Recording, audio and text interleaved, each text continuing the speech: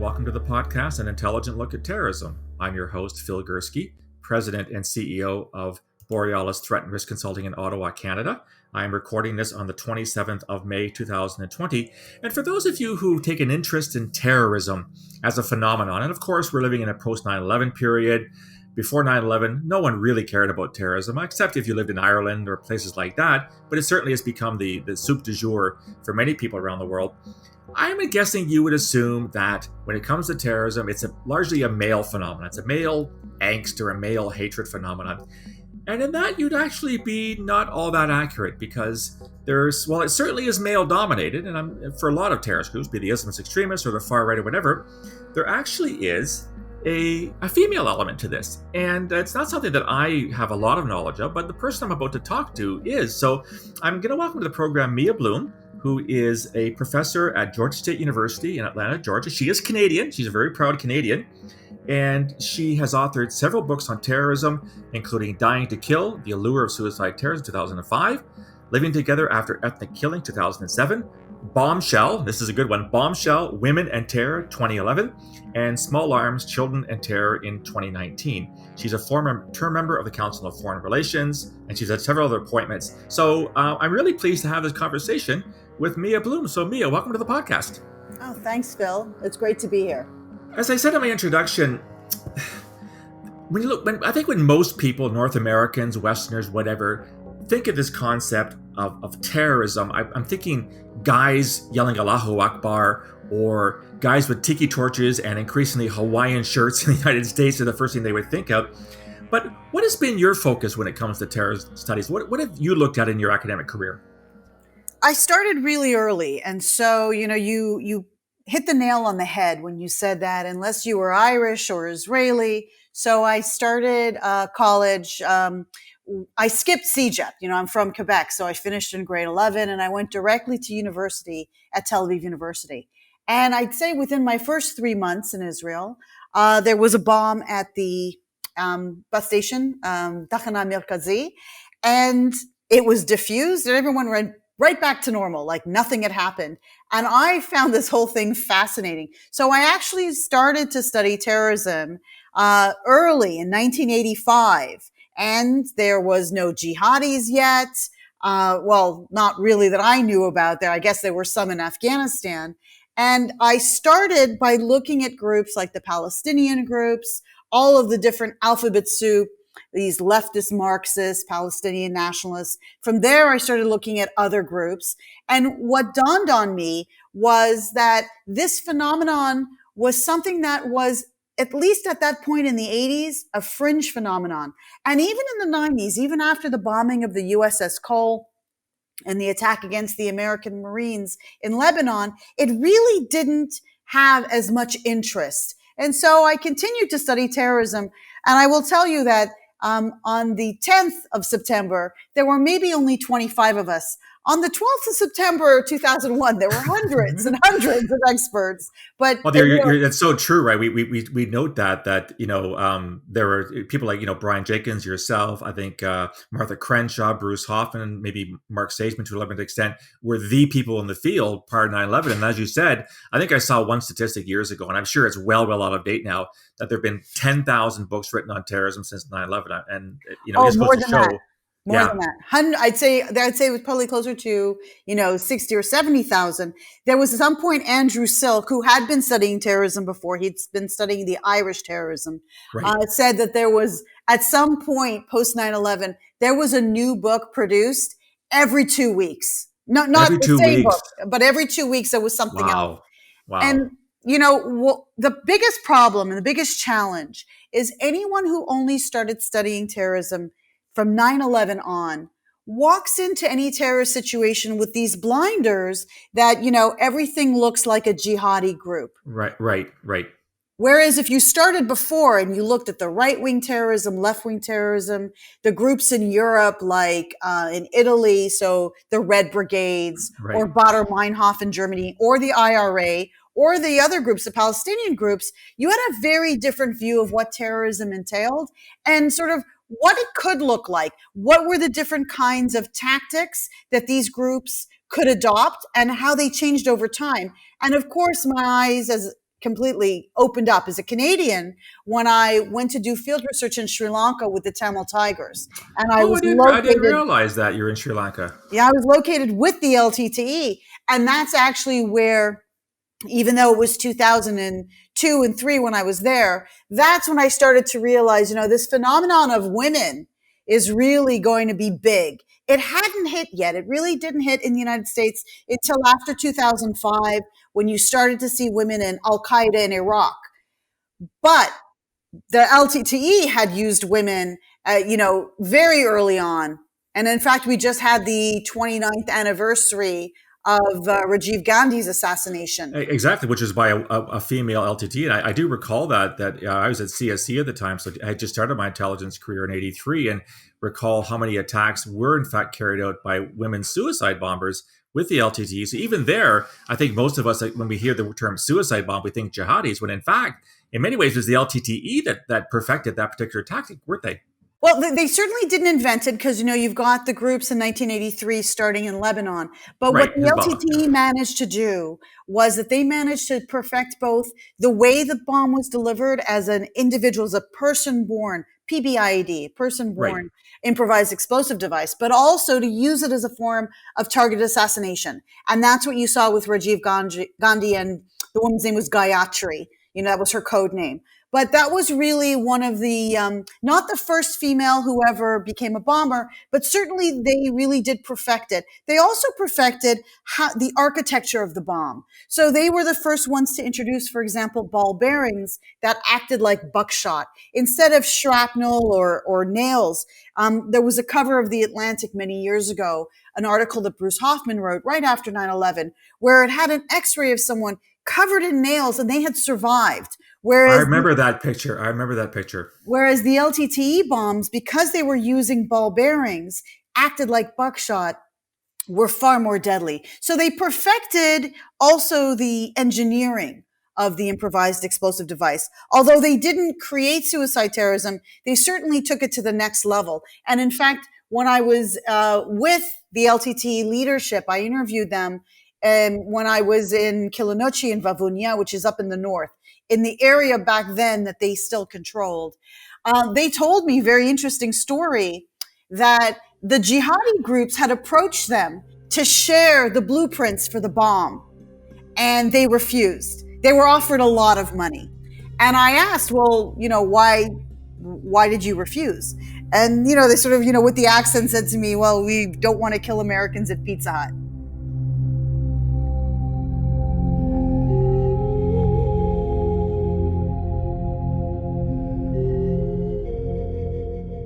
So this was, I mean, in many ways, then your introduction to, or your interest in terrorism, really came about almost serendipitously. If you hadn't been in Israel and hadn't been exposed to this foiled terrorist attack as a Canadian, like you said, we in Canada, I mean, yeah, we had the FLQ in the '60s. We had Air India, which wasn't really in Canada because it didn't take place in Canada. It took place off the coast of Ireland.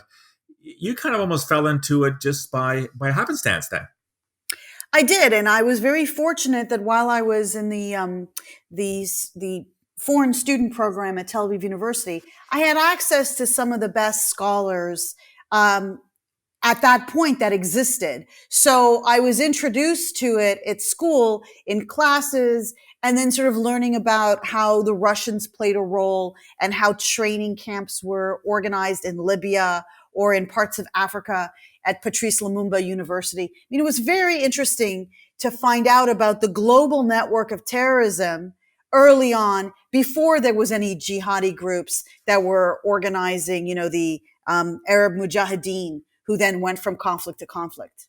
Exactly. And I think you raise a really good point that, terrorism didn't start on 9/11. And there's a scholar that I had the great fortune of meeting in the mid 2000s, I believe it was, in Colorado Springs, of all places, David Rappaport. And I'm very familiar with his work about the so-called wave theory of terrorism, which some have pushed back a little bit on. But David really showed how, you take this stuff back to the late 19th century. This isn't something that suddenly saw the light of day on 9/11. And he worked through the different types, the anarchist wave, and then the anti-colonial wave, and what he called the new left or socialist wave. So given your academic work and your specialization, I'm curious what it is that you have learned through your research about what it is about women and terrorism. And when I ask that question, Mia, I'm referring to women both as participants in terrorist groups, but also as victims. And I'm thinking in some cases, maybe the two apply. Like maybe with Islamic State, a lot of these people who went to join from Canada, from Western Europe, from the United States, who joined ISIS are now seen as victims when in many ways they actually went there deliberately to join a terrorist group, knew it was a terrorist group, and have suddenly changed their mind. So it's a very broad question to ask you, but what have you learned about the women/terrorism nexus? Well, certainly there is, as you said, there's an interchangeability of the roles. It's not clear cut. For example, when I was finishing my first book in 2004 for the 2005 publication, I had a chapter on women. And I was looking at that point, there had only been a handful of women suicide bombers. Many of these women had been portrayed by Barbara Victor, who was a journalist, as themselves having been victims, either of some sort of family abuse or sexual abuse, or that they'd been victims of their society. And that by getting involved in terrorism, or at least as suicide bombers, they were able to reinvent themselves. They were able to wipe the slate clean of some sort of thing that they had done maybe in their past. Either one woman couldn't have a child and her husband left her, and that was a source of shame, or another woman's father had been accused of being a collaborator. So when she became a bomber, no one talked about the family as being collaborators anymore. She proved herself. So there is this notion that, at least for women, you can be both. You can be both victimized in your society and then become a victimizer of others. And we see this most especially with post-April 2014 in Nigeria with Boko Haram.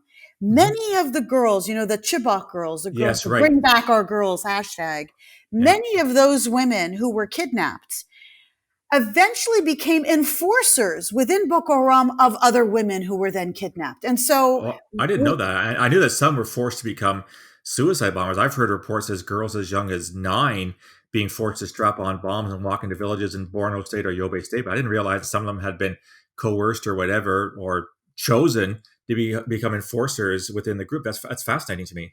actually, yeah, and in fact, even younger. I mean, the youngest Nigerian case, I think she's 6. Yeah, I So heard that. Yeah, I think really it's young X6. Yeah, girls. yeah. So what happens is I updated Bombshell, and the book will come out next year. For the groups that emerged since 2010, 2011, when Bombshell came out. And so I looked at women in Boko Haram, women in ISIS, and then also women in Al-Shabaab and Al-Qaeda. So sort of in many ways an update of Bombshell. And I had the opportunity to talk to many Nigerians, and especially people like Fatima Akilu, who work in the de-radicalization space. She has a school for girls. And the girls who were rescued in Sambisa Forest, this is where much of this information is coming from, that they said, these Kano girls, they are the most radicalized, in the camp. And so it was very surprising that we have and understandably, a very sympathetic view of Hmm. the Chibok girls. And we should. These schoolgirls were kidnapped. They've been brainwashed. They've been brutalized. They've been Hmm. gang raped, all these horrible things. But at the same time, what they've done is they've internalized this trauma, and they then become enforcers, traumatizing others. So it's not as clear cut. It's not, black and white.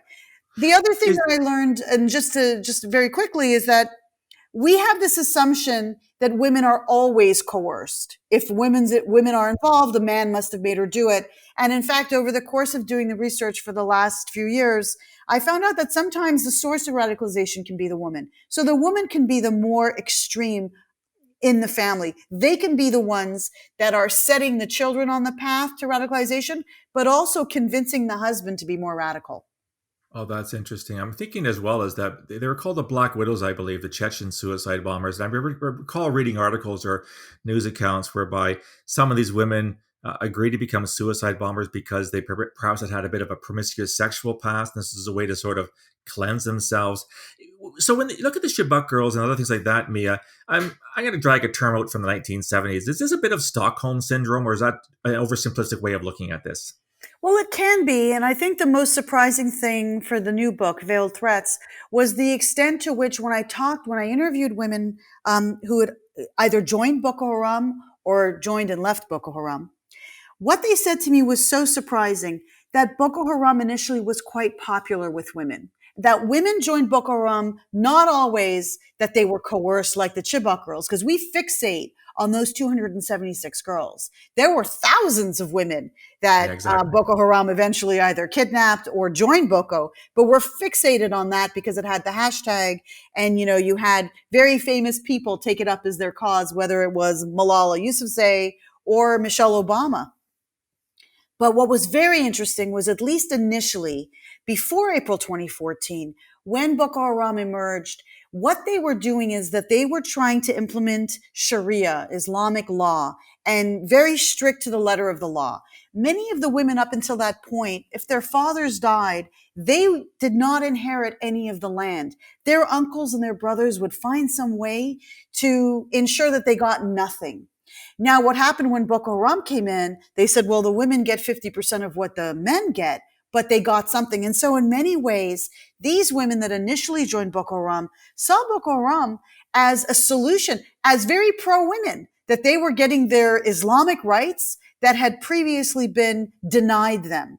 The other thing that was really super interesting from my perspective was the extent to which some people joined Boko Haram for the most mundane reasons. For example, women, they would get their dowry. Hmm. Boko insisted that the woman gets the dowry, whereas in Nigerian society, the woman's father got the dowry to do with as he saw fit. And so again, this was one way in which Boko Haram had managed to initially ingratiate themselves with women. So we do have to see the entire spectrum, that it's not just, as with any group, lots of different kinds of motivations. Some of them are maybe more lofty about an ideology, but other things can be very, bread and butter issues.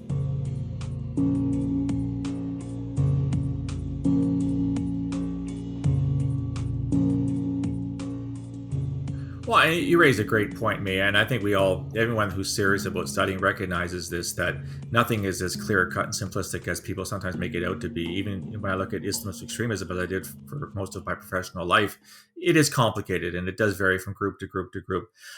I want to switch gears a little bit here and take a look at your work on children. So I'm going to make the assumption that nobody really sees children as having any kind of volition or intent to become a terrorist. I mean, you can look at child development, child mental development, child psychological development.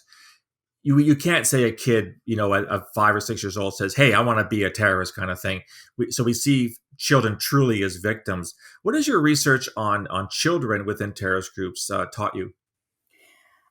When I spent a lot of time going back and forth to Pakistan, I was working with Fia Parasha, who actually was supported by the Canadian government in her de-radicalization programs of children either who joined the Pakistani Taliban or who had been kidnapped by the TTP. And so it was very interesting. You had very young kids who would say that, but they were parroting what they heard their parents or the adults say. And the thing that was most interesting was the ways in which the terrorists would access the children is in many ways what we assume, pedophiles do, that wasn't just the child who was groomed and brainwashed, but also the families were groomed to allow them access. And so definitely, very young children might be able to articulate, death, death to Yeah, Americans. And you had a very young child, for example, saying death to Donald Trump in an ISIS video. But, and then looking off to the camera to see what daddy was, right. appropriately shaking their heads. And you see this across every group, whether it's the extreme right wing or, like these neo-Nazis or Islamic groups, where the children are being groomed from an early age to carry the torch. They're supposed to follow in their father's footsteps. And it has a practical element to it, because when we have governments engaging what we call targeted assassination or a strategic beheading, the head of a group, if the kid has been groomed from a very early age, what the kids do is they just step into their father's footsteps and they take over. And so we saw this. It makes target assassination far less effective. But in places like Indonesia with Jamiat Islamiyah, JI, Mm-hmm. when the Indonesian government went after the heads of the different parts of JI and Poso and Solo and Yogi Jakarta, what they would do is the 14 and 15-year-old kid would just take it over the next day. It was a seamless transition. And so this really does mitigate the effectiveness of target assassination, if you think that works ever, but it really does limit its ability. So, you do have, I'd say by the time you've got a late teen, so, maybe still under the age of 18, but 16, 17, you do start to see the kids being aware of politics, not just parroting what they've heard. And this was corroborated, when I did field research on women who had been part of the IRA in Northern Ireland. Some of the women I interviewed, and they were former terrorists. I didn't ever talk to people who were active current terrorists. And they were now working, as community leaders, or they were working for a group called Kushta, which helps prisoner reform, or they were even representing their districts in the government, in local government in Stormont. They told me that when they joined the group, they were 15 or 16, but they would have to lie to their parents and lie about their age. And it almost reminded me of, very young people trying to enlist before they were of age because they felt very patriotic. So I don't want to have this random age of 18 be the cutoff, because in some societies, 18 is meaningless. It's about when someone is showing body hair or can grow a beard. Whereas I did feel that 18 was this random number that is sort of very much a Western construct. So in the book, I have a separate section for 16 to 18.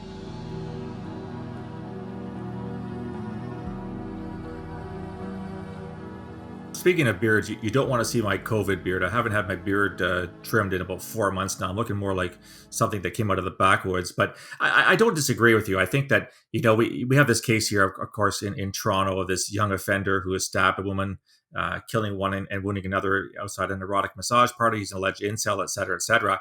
And because he's 17, he's a young offender, he can't be named. So that's what Canadian law does. A lot of laws do that. But, I go back to World War I, where, 15-year-olds were trying to sign up because it was the thing to do. I want to go and fight on the front for my country. So I don't disagree with you. And I would argue, I'm not a child psychologist, but a lot of kids who are under 18 are still pretty savvy, pretty sophisticated, and know what they want. So one thing we're having a real struggle with, and we, I mean the West collectively, is that when it comes to children and to an extent women, and we'll address these two separately, we have all these kids who were either born in what was the so-called Caliphate, Islamic State, from 2014 until it was dissolved last year, or were brought as young children by their parents. Some of them became the cubs of the Caliphate. Yeah, I'm sure you've seen the videos of these young kids marching and yelling Allahu Akbar and death to America, death to Israel kind of thing. A lot of countries have not stepped up to the plate. They have not made any effort to repatriate these kids who are languishing in these camps in Kurdistan and Iraq and Syria. What is your opinion on what it would take? Let's assume that we do get our shit together and decide we're going to bring the kids back, which I've been arguing for since day one. What are the challenges we're going to be facing in doing that? And if I could put you on the spot here, I've argued that, in fact, these kids should probably not be allowed to remain with the families that brought them there or radicalized them there in the first place, but should either be placed in state care or placed with extended family to get them away from this influence. So what are your thoughts on this whole, the reintegration of children into our societies that spent time with Islamic State? That's actually the last chapter of my book. So I did explore it in great detail. And I think your intuition is probably right. I think that, in many ways, exposing these children to the kinds of trauma that they did, encouraging them to cut off people's heads or distribute knives as people's throats were being slit, is a kind of child abuse. And so we would take a child, social services would remove a child if it was being abused in Canada. Now, absolutely. At the same time, what we did was, and we worked very closely with a colleague of yours, you may remember, Tanya Zayed. Yes, I do. Another Canadian. And she worked with Romeo Dallaire for about almost a decade. And she went around the world to help reintegrate former child soldiers, whether they were in Africa, Latin America, Southeast Asia. And so working with Tanya, we were actually able to develop some of the best practices from child soldier DDR to apply them to the kids who had been in the caliphate. Now, the first thing to remember is not every child that was born in Syria or who went to Syria and Iraq was a member of these Cubs. They made membership into the Cubs something that was rarefied, something for which the children had to compete. And so they made it something very attractive. But all the kids were definitely exposed to the horrible education. So it's an education that before ISIS created its own textbooks, they used Saudi textbooks because the messaging was the same. The Saudis also, have lots to say about Jews and Israel and the West, gay people, and Muslims that don't agree with them. And so they were using Saudi textbooks to brainwash the kids until finally they developed their Al-Kharoof series. So it was sort of a K through 12 series, both in Arabic and in English. And part of the project that I was doing for the Department of Defense in the United States, we kept copies of all of these textbooks so that we could look at what they were teaching the kids. But that being said, one of the things in working with Tanya was that the very, very young kids, so the ones you mentioned that were born in the caliphate, probably could be reintegrated without much difficulty because they would not have that many early childhood memories. In other words, they were so young that, there would be some psychological sequelae, but not too many. And the kids who were older, and this is again from Tanya's 10 years of expertise on this, would be able to hearken back to a time where they had happy memories before the conflict. So actually the group that was most in danger of very negative outcome was the 10 to 15 age range, not the really young ones, but also not the older ones that the Canadians or the other governments just didn't want to take back. So this was this U-shaped curve that, you would need to have different kinds of interventions based on what age, but also this is the last thing I want to say, these three variables. What did the kids see? In other words, they would have, like the Taliban, very public executions and all the kids had to be there to watch. What did the kids themselves do? In other words, did they have blood on their hands? Were they forced to cut someone's throat or shoot someone in the head? And then also, and this is the third category that we know a lot less about, what was done to the kids. We know that with the Pakistani Taliban, many of these boys have been sexually abused. And we didn't know what had been done to the boys in ISIS, in these Cubs of the Caliphate, or even just regular kids. So that you're not wrong. We have to have this multi-pronged approach. But if the parents are the source of radicalization, we need to consider foster care, or we need to consider placing them with another family member.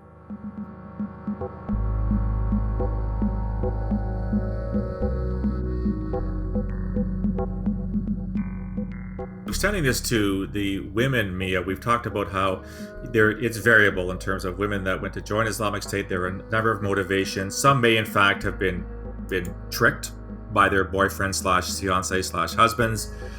Brothers or whatever. Some definitely knew what they were doing and got into it. So there's still a debate on what to do with the women who are also holed up in these camps in Kurdistan and Iraq and Syria.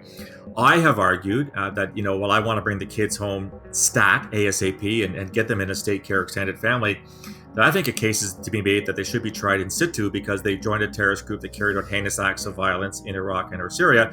The counter-argument, of course, being that Iraq and Syria don't have fair trials, the defense is not well funded, the trials last 5 minutes, and they tend to either execute you or put you on death row the rest of your life. What are the challenges, I think, in dealing with the women and bringing them back in terms of reintegration? Then I'm also going to put you on the spot because you've mentioned the term de-radicalization a number of times, and I don't know where I sit on de-radicalization. My security intelligence hat tells me that because there's no guarantees it works, it's very dangerous because then you have to monitor them to see if they really have recanted the ideology in full. What do we do with the women then? And then there are, probably tens of thousands or thousands of them in those camps in northern Iraq. Well, let me take the two parts separately. The first thing is I'm going to agree with you. Like, for example, that Canadian orphan Amira, I've been arguing that she should be brought home ASAP. And, these kids who have the misfortune of being born in the wrong place at the wrong time, they are completely, innocent. So we need to do something for them without all of the red tape. The problem has been that this has become a politicized issue between, what political party you vote for and what you believe in, that people think first that these kids are some sort of Manchurian candidate that'll be activated in Yeah. 15 to 20 years. Now the issue is whether they are a vector for the virus. But all of these are reasons to drag our feet, and we really shouldn't, because the longer these kids stay in the camps, remember, we have a sweet spot, a finite time that at a certain point, it'll be too late for the really young ones. The older ones will be adults and they won't have the option to come back. And I don't know if we want to relegate an entire generation of kids who didn't have a vote when the family went to Syria and Iraq in the first place. It's not like they said, we're going to do a family vote. And the kids are like, no, I'd rather stay in Waterloo. That wasn't really an option. So I don't want to, force these kids, sentence these children to being stateless or being in an IDP camp, which is very dangerous. The issue isn't so much that the kids are going to be reactivated, but that even the ones that were trained might have skills that are particularly attractive for criminal organizations or, some other very negative outcomes, not necessarily radicalization or re-radicalization, if you believe that they were radicalized in the first place. I don't.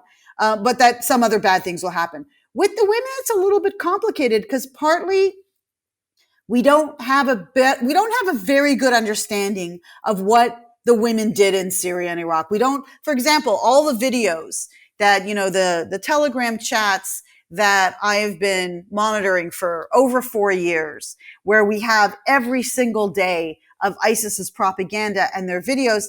There was only one video in which we had someone wearing a burqa, might have been a man, might have been a woman, shooting. By the way, that is not how you shoot a gun, not lining up your sight. It was clearly for the camera, but we don't have a good sense of what women did. We know that women were recruiters, so that they certainly were online duping other women to come. We also know that these women who were in ISIS, many of whom were involved in trafficking of the Yazidi girls and Yes, women. absolutely. Mm-hmm. So that they have done crimes, but it's not the same crimes. And so I think that's part of the problem that leads to, dragging, various countries dragging their feet. Now, reintegrating women is also challenging, but they need to be assessed. So when 74 children were sent back to Kosovo and the Kosovo government took the kids, they didn't do any intake on the women. And the women varied in ones who were duped, like you said, to women who themselves were super radicalized. And that's a problem. So if we are going to let them back, we need to have professionals come in, assess what their views are. And then also in terms of de-radicalization, I think we need to separate out hearts and minds and what people think from what people do. It's much harder to change what's in someone's heart and what's in someone's mind, and much easier to change behavior. And I think that if the goal is just to change behavior, what you would call demobilization, that should be good enough. You still have to monitor them, but we can't possibly know what someone genuinely thinks. And in fact, we know from studies that have been conducted on people who have left terrorist movements, they leave the group, but they may not leave the ideology. At that point, it kind of doesn't matter. As long as you're not killing people, if you want to scream at your TV and hate a group or an ethnicity or a race, it's kind of your business. As long as you're not following it up with action. So that's the whole disengagement or demobilization versus de-radicalization. And I couldn't agree with you more, me. That's an argument I've been having now for the better part of 20 years, is that at least with disengagement, you can actually monitor disengagement, because disengagement is actions or lack thereof. Whereas, as you said, de-radicalization suggests that you've changed your thought patterns or your connection to a movement or an ideology. And I don't know about you, but I don't read minds really well right now. Maybe because I'm a male, an old white guy, I have no idea. But it's much easier to monitor someone's actions and deeds than it is to actually monitor their ideology. So now that this book has just come out in 2019, your most recent book, if I could ask you, what's occupying your thoughts these days, and as we're still in the depths of COVID-19 and the approaching almost the first half of 2020, what are you working on now? So on December 24th, I was in Montreal with my family and I finished Veiled Threats.